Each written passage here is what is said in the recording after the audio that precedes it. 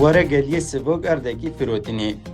ئەو خەوناتەیە هەگەتەدیە خانیەکی تر ناوا چیای شنگالێدا هەبێ بە هەوایەکی گەش و پاقش ناوا دی چیاین بلندە و گەلیەکی گۆر ڕوویە خۆش دارستان و کەسکاتیە پێشبەری تە ڤەکیریە وەرە بجیهانینە خەوناتە لڤێدەریە.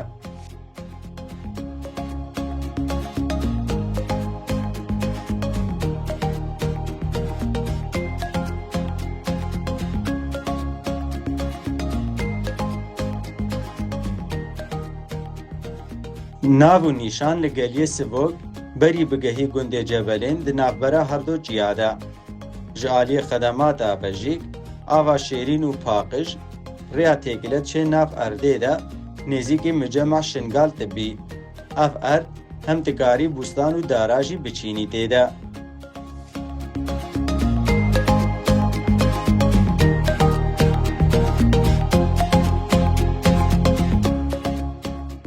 هەفتî qedeyên erdê hene, her qedeyekî erdê 325 metr mireba bi sêhreka münasib.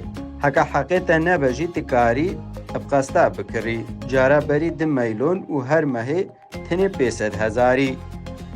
Ji bo mahlumatên zêdetir û her pirseka te hebe, tikarî ji van reqemên têlefonê re xabir bikî ya alawî aqarat. Reqema zên 0782 836 73 6. Reqema kurek 0705 053 26 40.